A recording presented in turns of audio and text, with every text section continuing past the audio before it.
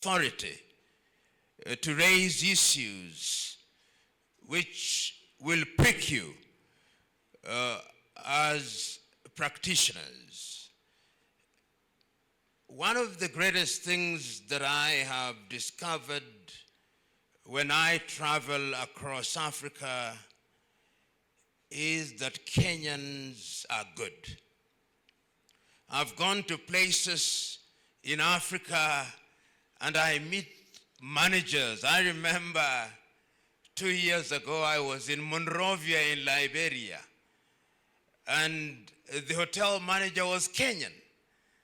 And I asked for ugali and sukuma wiki, and he told me I'm the first person to have a greenhouse in Monrovia in Liberia, and I had ugali in Liberia.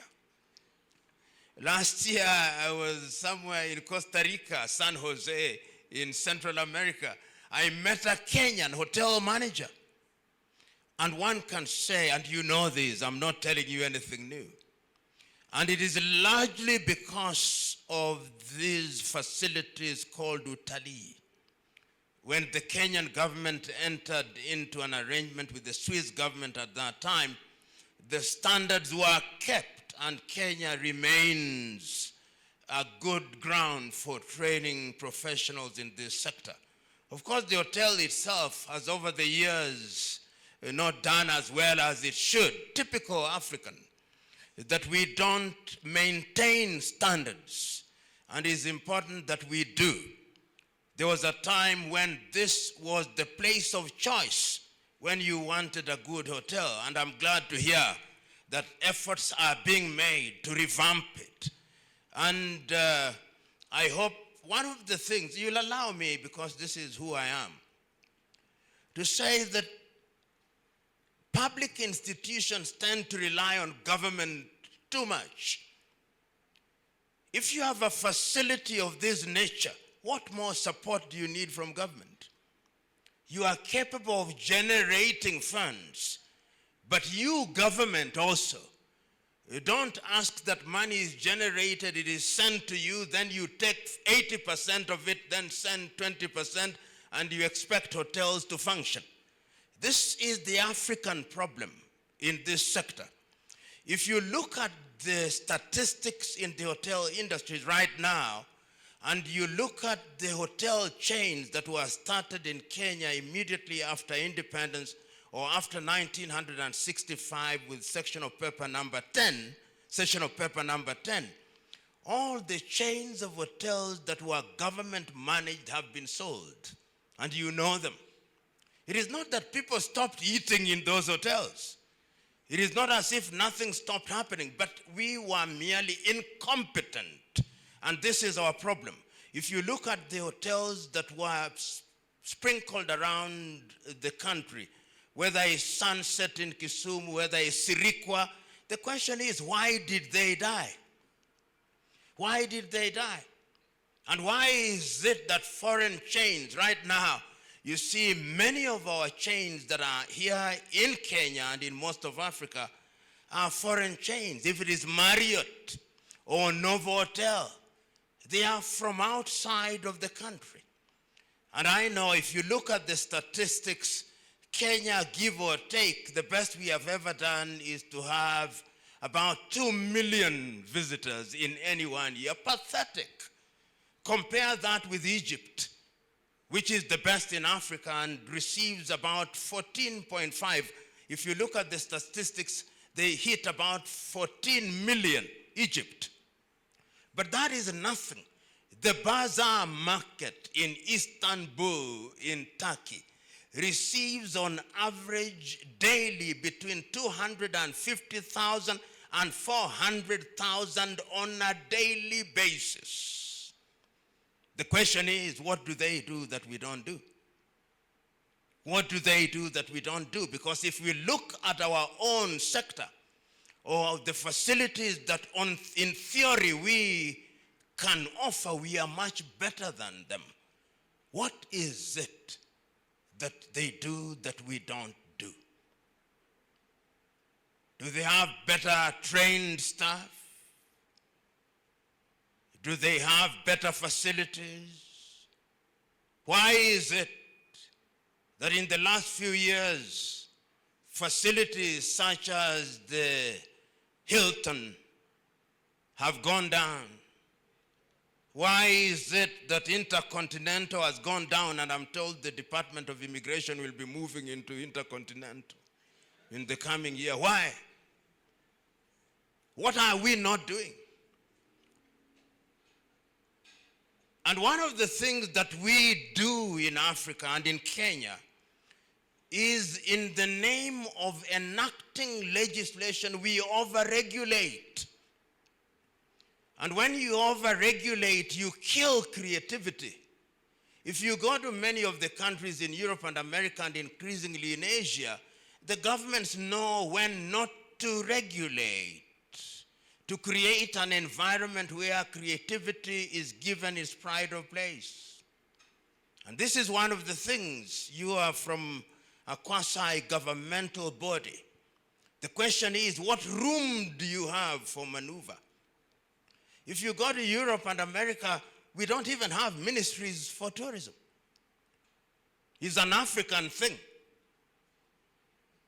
You have departments that deal with tourism, not a whole individual saying, I'm in the Minister of Tourism, and taking half-naked dancers at the airport when you receive 2 million visitors.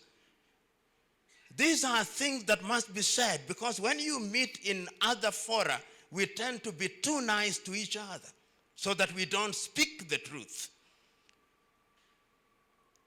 Look at France, which received the highest number of visitors in the world. Last year alone, France received 100 million visitors. That is twice the population of Kenya. In other words, all Kenyans went to France. Give them twice went to France, and give them expenditure of just $100 each. How much is that in terms of that amount of money to the economy? Is possibly bigger than the entire GDP of all East African countries combined. Today, if you look at the East African sector, you look at the Kenyan sector, Kenya is beginning to lose out to Tanzania, because Kenya is becoming a country that continues to sell a single product, and we are not even marketing it well. Look at the charges at the Mara. Look at the taxes when you look at your bill. When I come to this hotel, look at the chain of taxes. Does it go back to industry? The catering levy? Where does it go? And these are the things that I am urging you to confront. Because if you don't confront them, then we will not realize our potential. If you look at some of the arguments under the East African community, one of the proposals very early on, and you'll know, is that East Africa should be marketed as a single market. Because if you market it as a single market and you have free movement of persons, a tourist that comes into Kenya then has the possibility of going to Tanzania, going to Serengeti, going to Uganda, and if you do that, you'll discover that instead of receiving 2 million visitors, we'll possibly be receiving 10 in 2 years. And if we did that, the contribution to the economy would increase in a monumental way. The other day, I went to the Marriott Hotel. Of course, that is not an African Kenyan chain. It is a Marriott. The building is by Chinese. So I asked, how many restaurants do you have? They said they have 2. One Indian restaurant, where they make naan and dal and all these other things. The other one is Chinese. And I asked, where is the African one? Because we are in Nairobi, Kenya. And when one goes to what one may describe as culinary adventure, what do you want to offer? Have we decolonized our training? And I'm suggesting to you that you have not decolonized your training. Your training is still colonial. You still, when I come to a restaurant such as this, you'll still have words such as hors d'oeuvre. a la carte, buffet. Because the training is to satisfy the foreign palate. If you got your typical, of course nowadays you add a little nduma or something that is African, but you don't have themed Kenyan restaurants. Your sous chef is made in the image of a French sous chef. Your sommelier is trained to have the palate of an Italian wine maker and taster and French and Chilean and South African, not Muratina. So that in our thinking, a tourist is somebody who has come from somewhere. That is the tourist. But what about local tourism? If we could get 5 million Kenyans to be moving to Nanyuki, and when we go there, the theming is the Agikoyo dishes, complete with an explanation of the history of Mukimo. Do we ever wonder about the history of Mukimo? Is it taught here? Do you teach it? You don't. But you are able to tell us how pasta came about.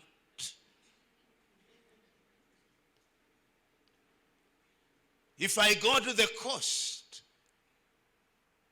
and I want to look at the Swahili dishes, do we have the story of the Swahili dishes? You don't.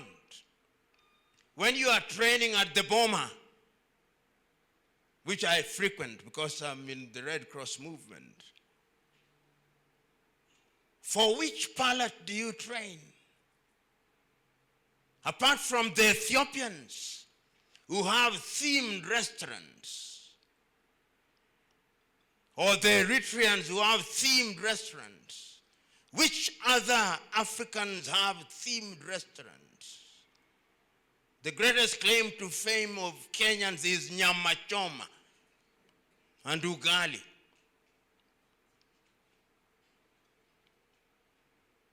So we must decolonize our foods. The West Africans have decolonized their foods, and many of you are experts in this area. You go to Nigeria, gari, pepe, and when you go there and you want to have breakfast, it is themed. Here, egg on toast. Sausage. The question is whether it's chicken or beef or pork. But these fellows who are now coming, and I'm saying this quite seriously because I want you to look at the number of visitors that Vietnam had last year. Vietnam, which was at war until 1975. The number of visitors they have and the contribution to their economy. The number of visitors to Indonesia. The number of visitors to Thailand, and compare that. If in the continent of Africa, south of Sahara, you moved South Africa and removed Egypt, we don't receive more than 10 million visitors on average every year. Kenya is one of the better ones at 2 million, Tanzania at 2 million, Rwanda possibly 500,000, Uganda possibly 800,000, Botswana in the region of 700,000. Some countries like Equatorial Guinea don't even hit 10,000. Benin about 5,000. Those are statistics that are extant and available. And yet there are things that can be done.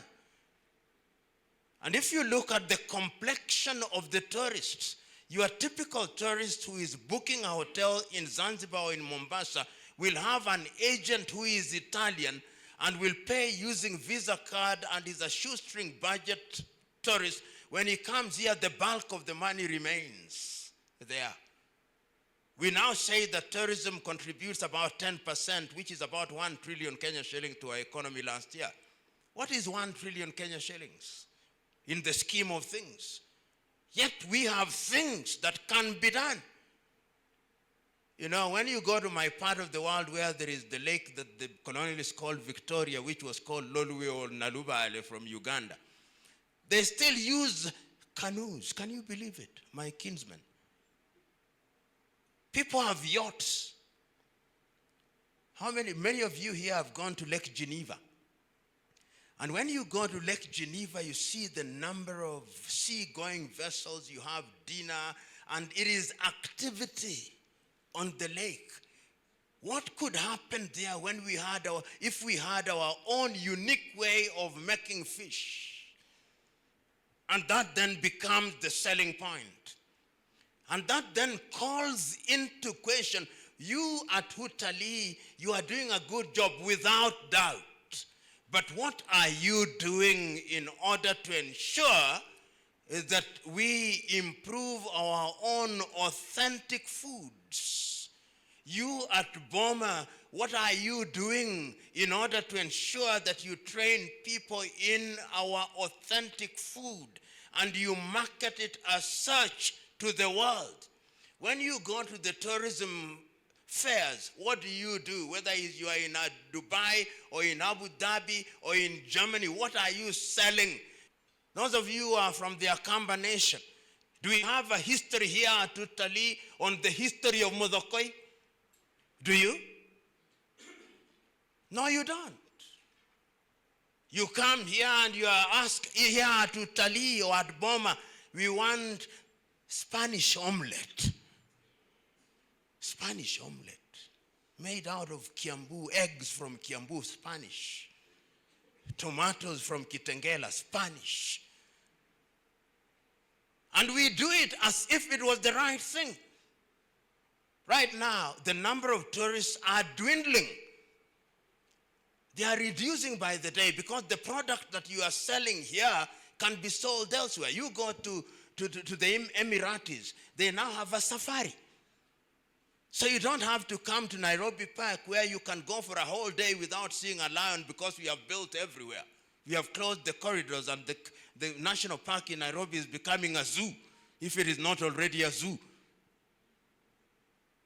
See the numbers of visitors in Portugal, in Spain. You can come from Bratislava in Slovakia by bus at 25 euros and you go to Spain or to Portugal, and these young people who are moving. How many young Africans are moved? When was the last time that you went to the National Museum? Some of us went to the National Museum when it was a lesson in history in Standard 6. After that, people don't go to the National Museum. How many people go to the National Archives? How many people go to the National Park outside of school curriculum? I'm here to annoy you. Because we must get sufficiently hungry in order to change these things. The Chinese are now coming here. And we of the middle class, when you now feel sasa umeingia katika viwango vya ubora tu, sasa wewe umekuwa nani mbora tu. You take your children to sushi, Chinese restaurant, never a Luo restaurant. Because what do they have at a Luo restaurant anyway? What do they cook there? You go to Burma, what do you have? Burma has been there for many years. In other parts of the world, the thing called Burma would be a tourist attraction. You remember how many of you lived here in Nairobi, Liz, when you had mandazi the size of my head in Burma, and that is what it was famous for. Did we theme it around that? Look at Kentucky Fried Chicken. What is Kentucky Fried Chicken? That 65-year-old man got a recipe from his Negro worker. That is where he got the recipe for Kentucky Fried Chicken. It was a Negro house help who came up with the recipe. Today we go around and is the one who is marketing it around in the world. And when you go to church on Sunday, Kentucky Fried Chicken. I'm suggesting to you, ladies and gentlemen, that the time is now. Those of you, Doc, who have the honor and the privilege of being in training institutions, we must rethink our curriculum. In all sectors. Look at the wine sector, which is now dominated by Chile. The wine sector in Kenya is dominated by Chile. If it is not Mucho Mas, it is something else, or Nedaba from South Africa, or Tall Horse.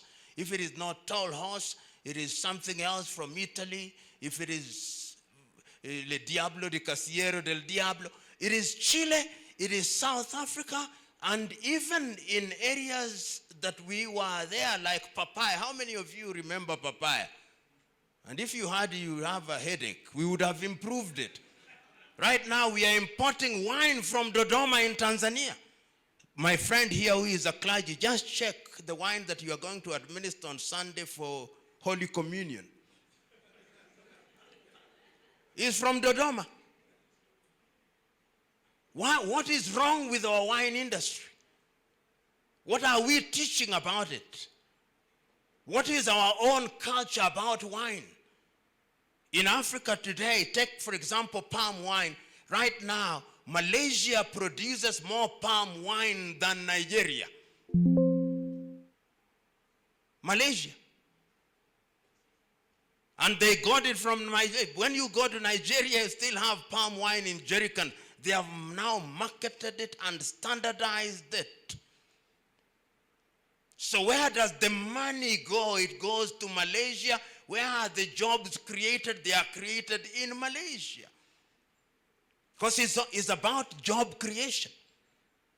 Right now, if you look at those who are employed in the tourism industry, it could be 3 times over. What are we doing about it? When we are amending the statutes, what are we doing? Are we amending it for ourselves in order to improve our circumstances for the benefit of our economy? And we say that tourism is one of the largest contributors to our economy. It is, but which kind of economy are we talking about? Our economy is just 110 billion United States dollars, give or take.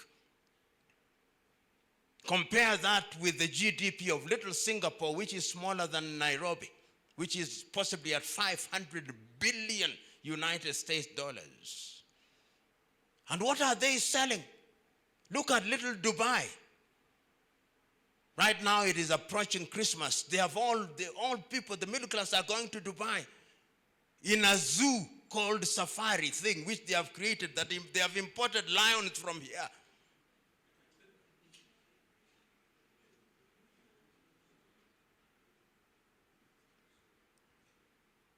Even our food is now to be found in different parts of the world. We now have ugali, ready-made ugali in supermarkets. In Carrefour, you can buy ugali. Carrefour, which is a French supermarket. Naivas is just following suit, but who are now the major investors in Naivas? It was local, but the others are coming in. Magunas soon will have a foreign investor. And you'll be buying ugali and sukuma wiki pre-cooked. You only heat it.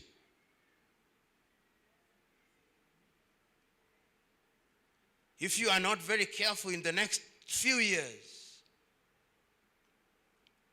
Mudokoi will be patented by Chinese. Yes. Githeri will be patented by Chinese. As I speak to you now, you go to Kisumu, there is fish from China, tilapia from China. As I speak. And I say all these things because it is important. It is important that it cannot be business as usual. A friend of mine used to say it must be business unusual. And that means that we must have different strains of training. I'm not for one moment suggesting that you should not train in those other things. No, not for one moment. Train people for the European palate. Perfect, have no problem. But also train it so that the others may acquire taste for our food. Those of you who are in the industry, have you not seen people coming from Europe and they say, I am tired of sausage and other things. And I'm happy that things like nduma and sweet potatoes, ngwashe and waru are now being seen at breakfast tables in most hotels. It is a statement that the market is looking for something that is unique and authentic. Certification. I'm one who is never, ever impressed by these international awards that you win. Never. Because you are doing it for others. Says we won an award in Paris. So, why didn't you win one in Lagos, Nigeria? Africans must now begin to create their own standards. We are 1.4 billion of us and growing. Look at that market. That market eats. It is eating on a daily basis. It is eating rice. But where are we importing the rice from? Brazil or Pakistan. They are eating gare in Nigeria. Have we popularized gare? The way in which we cook meat. You will hear you hoteliers say Greek moussaka.